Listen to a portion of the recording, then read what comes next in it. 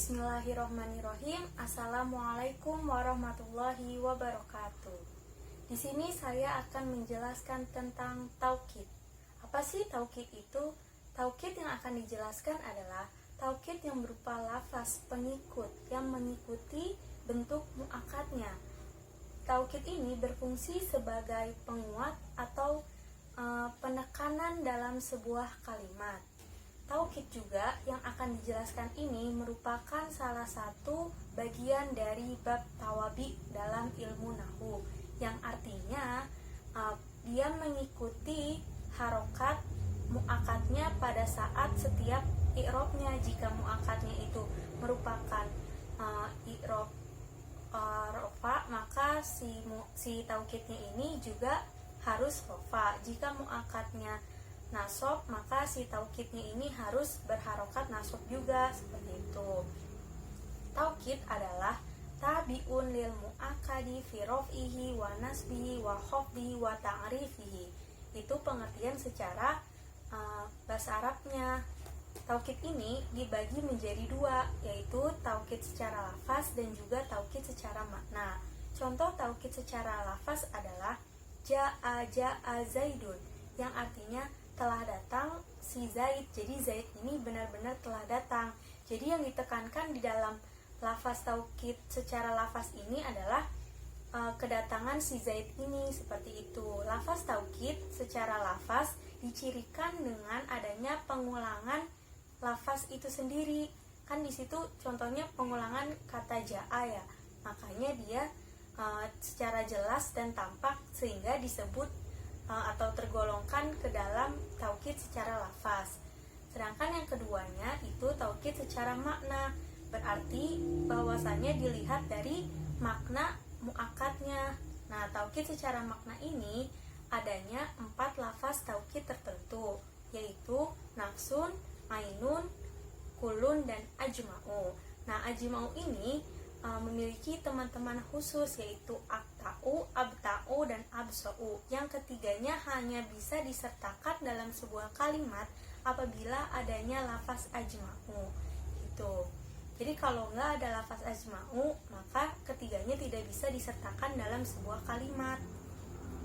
Langsung aja ke contohnya seperti berikut. Lafaz taukid secara makna yang pertama ada nafsun, yang artinya dirinya. Contohnya pada saat rofa, ja'a zaidun nafsuhu.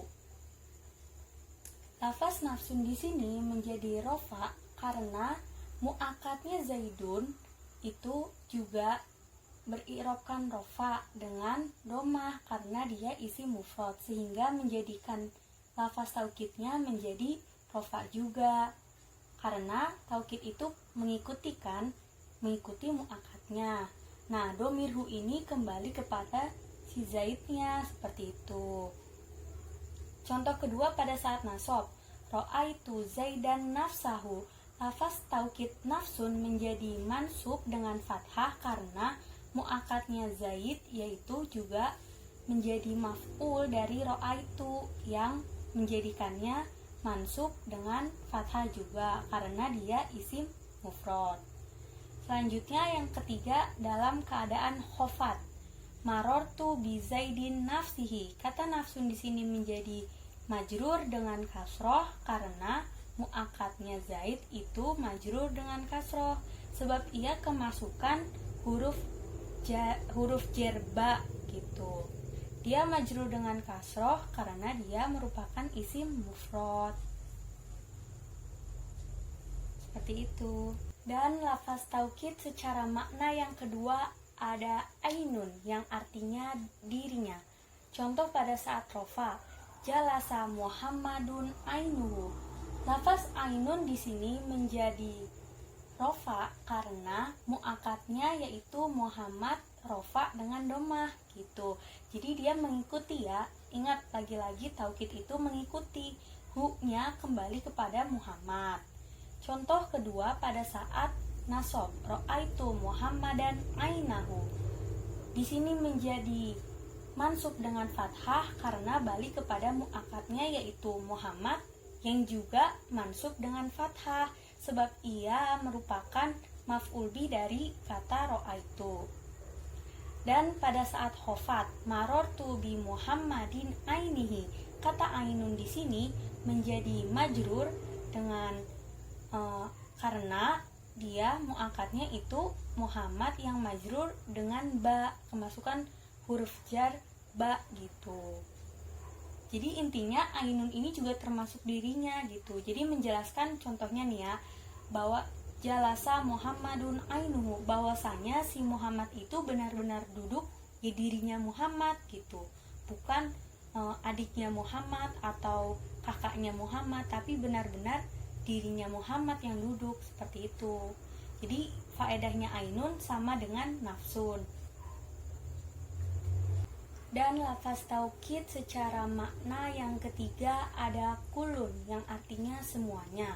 Contoh pada saat rofa, zahabal qaumu kulluhum.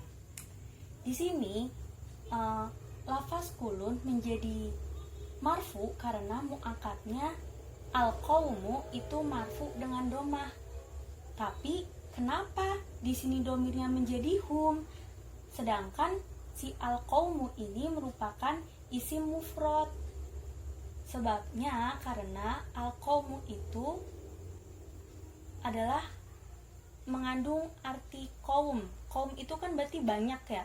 Jadi nggak mungkin kaum itu satu orang atau dua orang, ya nggak mungkin. Jadi semuanya tuh banyak gitu. Jadi menyimpan domir hum. Walaupun dia isim mufrad, karena ini secara makna taukidnya, maka dilihat juga secara maknanya. Karena si al-qaum menyimpan makna banyak, jadinya domir yang bergandengan dengan lafaz kulun ini adalah hum, seperti itu. Contoh yang kedua, ra'aitul qauma kullahum.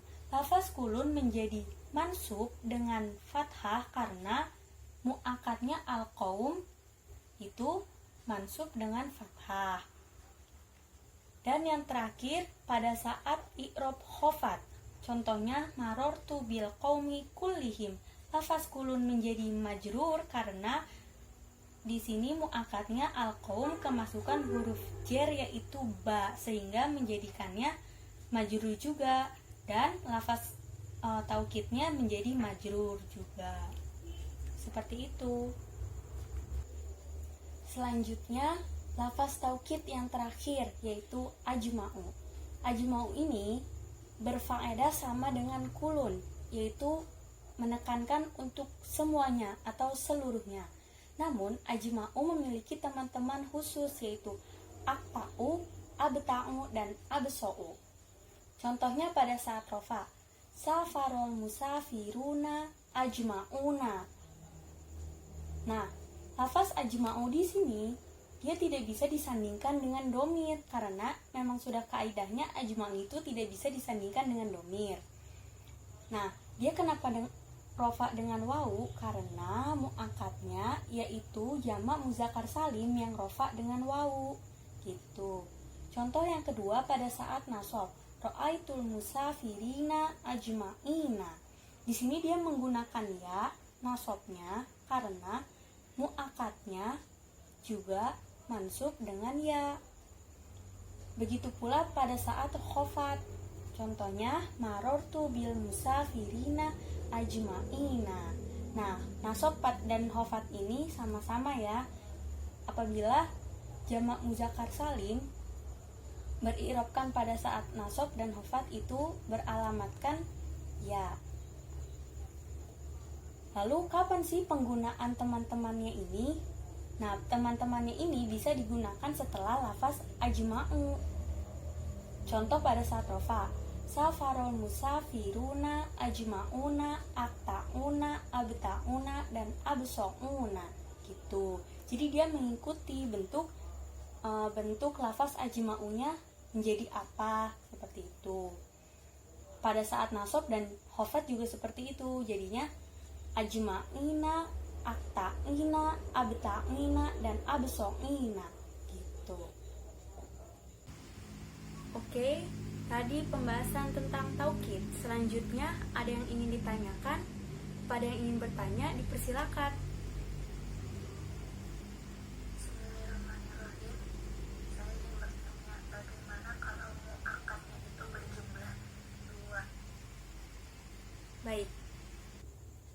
Oke, jadi untuk muakatnya yang memiliki domir musanna atau menyimpan domir dua orang, kita bisa menggunakan lafaz taukid nafsun, ainun, dan kulun, tapi tidak dengan ajma'u, karena setelah ditemukan di beberapa contoh, si ajma'u ini hanya bisa digunakan jika muakatnya ini menyimpan domir hum atau jamak lebih dari dua orang.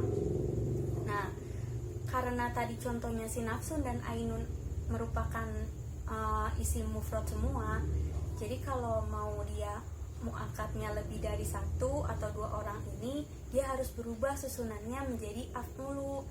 Nah, kalau nafsun menjadi anfusu dan ainun menjadi a'yunu gitu. Contohnya ja'a tolibani anfusuhuma, terus bisa ja'a tolibani a'yunuhuma. Kita juga bisa menggunakan kulun, kayak ja'a tolibani kulluhuma, seperti itu. Kalau kulun tidak perlu diganti, dia hanya mengganti domir yang bersandingkan saja sesuai dengan muakatnya berapa, seperti itu. Nah, untuk nafsun dan ainun ini juga bisa berlaku kepada jamak hum gitu, tidak hanya untuk musanna saja. Jadi anfusu ini susunannya bisa digunakan untuk yang muakatnya lebih dari satu, seperti itu. Baik, jika ada yang kurang jelas silakan ditanya. Bismillahirrahmanirrahim. Saya ingin bertanya, bagaimana jika kalimah kulun itu muakatnya lebih dari dua? Apakah ditambah alif depannya? Terima kasih. Ya, jadi kulun kan tadi bisa ya digunakan dalam muakatnya jamak atau musanna. Nah, karena kulun sendiri ini artinya sudah banyak, mencangkup semuanya, maksudnya lebih dari satu, jadi tidak perlu diganti seperti nafsun dan ainun gitu. Jadi kita tinggal mengubah domir lafaz kulunnya. Kalau muakatnya musanna menjadi kulluhuma, kalau muakatnya jamak menjadi kulluhum, seperti itu. Oke, ada lagi yang ingin bertanya? Bismillahirrahmanirrahim. Saya ingin bertanya, apabila lafaz ajma'un pada i'rab rofa dan jer ketika bersandar pada domir bagaimana? Sekian, terima kasih. Ya, jadi kan lafaz ajma'u tadi kan sudah dijelaskan ya sebelumnya bahwa dia tidak bisa bersanding dengan domir. Nah, kalau mau kita menyandingkan dia dengan domir, kita harus menggunakan lafaz yang lainnya, lafaz taukid yang lainnya. Contohnya nih, jami'un, biasa yang digunakan selain ajma'u itu jami'un. Nah, kalau kita memakai jami'un, kita tidak bisa menyertakan teman-teman ajma'u seperti akta'u, abta'u, dan abso'u. Nah, karena si ketiganya itu hanya boleh diikut sertakan dalam sebuah kalimat jika apabila di dalam kalimat itu adanya lafaz ajma'u. Contohnya jika kita menggunakan jami'un pada i'rab nasab dan jar kan tadi ditanyanya. Contoh yang nasab, contohnya ro'aitul musafirina jami'ahum gitu. Jadi walaupun memakai jami'un, kita juga harus mengikuti bentuk muakatnya. Jika muakatnya dia mansub dengan maksudnya kedudukannya mansub, maka si jami'unnya juga harus berkedudukan mansub gitu. Jadi dia bisa di belakangnya bersanding dengan domir juga kalau menggunakan lafaz jami'un. Contoh yang kedua pada i'rab khofat atau jar, marortu bil musafirina jami'ihim, seperti itu. Kalau lafaz jami'un di sini juga dia menjadi majrur karena muakatnya itu merupakan majrur juga dengan ba gitu. Jadi kesimpulannya adalah lafaz taukid ini jika ingin digunakan dalam sebuah kalimat, maka harus ada lafaz yang ditaukidkannya, yaitu muakkad. Karena lafaz taukid yang telah dibahas ini merupakan salah satu materi dari bab tawabi dalam ilmu nahwu, maka dia harus mengikuti mu'akadnya dalam hal harokat seperti itu, atau dalam hal i'rab. Jika mu'akadnya rofa, maka si taukid, lafaz taukidnya ini pun harus rofa. Nah, dalam lafaz taukid secara makna, 3 diantaranya harus bergandengan dengan domir apabila digunakan dalam sebuah kalimat, yaitu ada nafsun, ainun, dan kulun. Sedangkan si ajma'u ini dia tidak bisa digandingkan dengan domir karena memang hakikatnya seperti itu. Dan yang paling harus kita ketahui bahwasanya semakin banyak lafaz taukid yang digunakan dalam sebuah kalimat, maka akan semakin kuat pernyataan dalam kalimat tersebut, seperti itu. Oke, sekian pembahasan tentang taukid. Haza wallahu yar'ana wa yafazna walhamdulillahirabbil alamin. Wassalamualaikum warahmatullahi wabarakatuh.